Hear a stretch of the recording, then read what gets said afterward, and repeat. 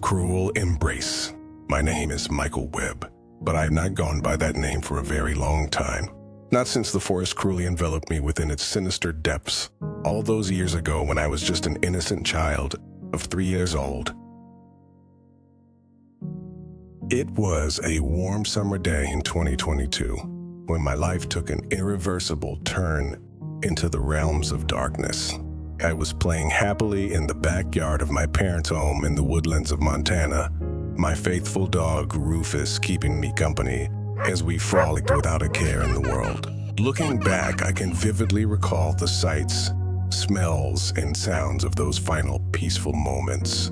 The chirping of birds, the lush green landscape, and earthy scents of pine and wildflowers on the crisp breeze. Then I heard it, an odd, almost beckoning noise, drifting in from the forest's edge. I can't articulate what alerted my childish curiosity so intensely about that strange call, but I felt an overwhelming compulsion to follow it into the tree line. Rufus charged ahead into the thicket, barking excitedly and chasing something only he could detect. Within moments, both the dog and the peculiar sound were swallowed up by the shadowy maze of towering pines and overgrown underbrush. "Rufus, come back," I shouted, bravely giving chase and venturing into the silent emerald labyrinth in pursuit of my furry friend. The dappled sunlight winked out as I pressed onward, the forest closing in around me like a stifling embrace.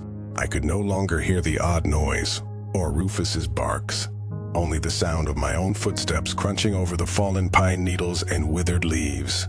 At some point, I became hopelessly turned around and disoriented. When I tried to backtrack my path, panic set in as I found myself wandering in circles, jumping at every snapping twig or rustling bush. The massive trunks of the ancient pines all looked disgustingly identical, their rough bark like deeply ridged flesh. I felt like the entire forest was closing in on me, determined to swallow me whole into its abyssal gullet. I ran in blind terror, tears streaming down my face as I frantically sought any landmark or path that could lead me back to safety. But safety never came.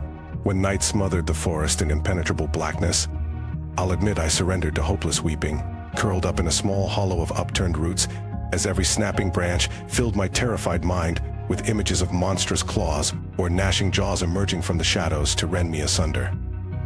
By some miracle or cruel joke of fate, I managed to stumble upon an old, dilapidated shed deep in the heart of the wild forest lands. I pressed myself into a corner, shivering uncontrollably as the wail of the wind and the battering of rain on the aged roof created a lonesome, almost mournful symphony around me. The musty odors of wet wood and stagnant moisture filled the cramped space. I yearned to see daylight again, to be back in my warm bed with my stuffed animals and night light to protect me. That's when I first sensed I was not alone in that dreary shack. A faint scratching from the far corner, like the scrabbling of sharp nails over decaying timber, made me flinch. My eyes slowly focused until I could vaguely make out the outline of something crouched in the inky blackness. Something with eyes that seemed to almost luminously glimmer at me as I huddled against the wall in shock. "Well, who's there?" I whimpered, in a tiny voice choked by fear. The scratching sounds halted for a moment, leaving only pensive silence surrounding us. Then it spoke in a raspy, almost gurgling tone that sent prickly tendrils of horror lancing down my spine. "I'm just a friend, little one. What are you doing out here, all alone in these wicked woods? It's not safe for a boy to be wandering by himself. I want my mommy," I sobbed uncontrollably, my entire body shuddering as panic and despair sloshed through my veins in icy waves. There was an ominous, patient pause before the raspy voice replied. "Your mother's not here, child. Neither of your parents could possibly find you in this forsaken place. You're lost to them forever. But I can take care of you, guide you if you'll let me. All I ask is that you place your trust in me, your new friend." Those final few words were doused in a subtle, stomach-churning menace that raised every single hair on the back of my neck. I didn't know how, but I could somehow sense a twisted hunger in that eldritch tone, like a serpent goading a helpless mouse into its jaws. Every fiber of my being screamed at me to flee from this entity, to take my chances with whatever unholy entities lurked outdoors in the black forests over remaining another moment with this thing. But where could I run? I had nowhere else to go. having been irreversibly severed from the world of warmth and safety I once knew. Perhaps death awaited me if I fled into those primordial woodlands alone. So in those fraught seconds, I made the pivotal decision that would forever reshape my existence. "Okay," I whispered through trembling lips, resigning myself to putting what little trust I had left into this strange being. "Very wise of you." It rumbled with satisfaction. I saw those faint pinpricks of light drifting closer in the darkness, like the glow of dying embers slowly creeping nearer. I could just make out a looming, misshapen silhouette in the gloom, something indescribably not human. I could not even discern if it walked upright or slithered over the shed's splintery floor. My childish mind was too overwhelmed by burgeoning terror to process much more than that.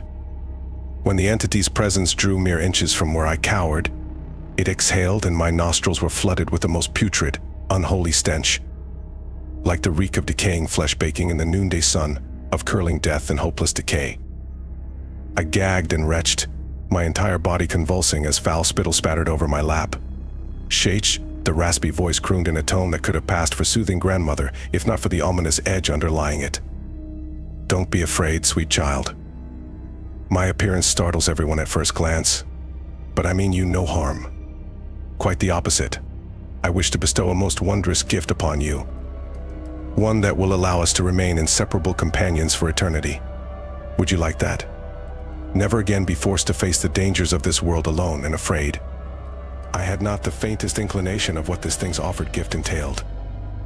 But after days of aimless, hungry wandering through the unforgiving forests, alternating between bouts of sheer terror and overwhelming despair, some deep-seated self-preservation was compelling me towards this creature's embrace like the flutter of a moth to an open flame. I could only feebly nod as my body shook violently with illness and malnourishment. Good, it grated before something sharp and icy cold pierced the tender flesh of my forearm. I shrieked in agony as something like icy liquid fire coursed directly into my veins. My body thrashed and convulsed against throes of screaming torment, unlike anything I could have ever fathomed in my wildest nightmares. It felt like every nerve ending was being systematically shredded by searing blades. Yet no matter how much I howled and wept, the intense suffering seemed to stretch towards eternity with no hint of relenting. Then, as abruptly as it had begun, the tides of agony slowly started ebbing. I became consumed by a gnawing, almost ravenous hunger unlike anything I'd ever experienced before. Every cell in my being cried out for sustenance, to be sated upon something that no common foodstuff could ever satisfy. An emptiness that could only be filled by giving into my newfound, twisted nature. The transition was as subtle as a darkening curtain, but as tangible as shedding one reality for another. One moment I was a frightened and helpless child. The next, something grotesque and feral was clawing its way out from within the confines of my physical form, my human essence subsumed by something far more ancient and malevolent. As the transformation took hold, my body contorted and thrashed in unimaginable agony. Every bone seemed to grind and reshape itself into something unholy, accompanied by the sickening popping of tendons and moist tearing of musculature being shredded apart and reformed in a new eldritch design. I could feel my very essence metamorphosing from that of a young innocent into the embodiment of an ancient, primordial evil. It took possession of every fiber of my being like a foul spiritual parasite devouring its host from within. My consciousness was overwhelmed by a gnawing, insatiable hunger that could never be quelled by mere sustenance and all-consuming yearning for inflicting terror and feasting upon the anguish of others. When the wrenching anguish finally subsided, I unfurled myself from the fetal position to gaze upon my new form in the dim light seeping through the shed's cracks. My body had become an unnatural amalgamation, a tangle of whip-like appendages tipped with serrated bony protrusions, all protruding in an unsettling way from my torso, as if ready to lash out at any moment. My flesh had taken on a strange mottled, bark-like texture like that of a tree's gnarled surface. Even my facial features had warped into something grotesque, with my eyes now pools of hollow darkness and rows of needle-like fangs protruding over thin, withered lips that seemed incapable of anything but a permanent sneer. I opened those new jaws and unleashed a shrill, inhuman screech of both torment and exhilaration, reveling in the luxurious breadth of this feral new form and the unfurling of monstrous abilities that had been kept suppressed for far too long. In that moment, I knew that the wretched human child I had once been was utterly eradicated, sacrificed as fuel to usher this ancient malevolence into the world. You have been reborn, untethered from the weak shackles of humanity, the gravelly voice intoned with clear satisfaction as it beheld my startling metamorphosis. Now, the true essence of your power has finally been unlocked. You are of the ancient brethren, one of the Unathen, who has dwelled since the primordial ages, and feasting on the life essence of those foolish enough to succumb to the lure of these dark forsaken woodlands. Welcome to your new existence of eternal hunger and dread. The Unathen .my new moniker carried with it the haunting resonance of timeless evil, and the vague sensation of ancient knowledge stirring within the recesses of my transformed consciousness. Memories buried across unfathomable stretches of existence before being reawakened within this twisted vessel. I could feel the primordial energies of the forest itself intertwining with my very being, granting me a new symbiosis with these ancient woven realms, the capability to manifest and dissolve into the woodlands at will, to shapeshift under the cloak of shadows, and to breathe essence into the most unspeakable of night terrors. Who ... What are you? I demanded through a guttural rasp, fixing my hollow black pools towards the vaguely outlined entity from which this harrowing metamorphosis had originated. I am one of the few who endure it, replied with grim reverence. An eternal malefic presence who has held steadfast guardianship over these darkling woods since before the Alaskan tribes marked the land with their meager footprints upon the soil. For those enlightened few elevated beyond human consciousness, I am also the final rite of passage. The force that unlocks one's true destiny by shattering the fragile husk of humanity to release the demonic sentience kept shackled within. I have ushered you into the sublime through your indoctrination, into the ancient brethren of the Unathen. You are forever unmade from the harbinger of life that once birthed you, and woven anew into the exalted harbinger of death itself. I knew with unshakable certainty that this entity was far more than the ramblings of a delusional mind. It carried with it the grave gravitas of primordial truth. My childlike innocence had been irreversibly shattered and born anew into an existence of eternal torment and malice, one of the shadowed brethren that dwelled beyond the veil of human comprehension. Yes, ... I can feel the awakening within.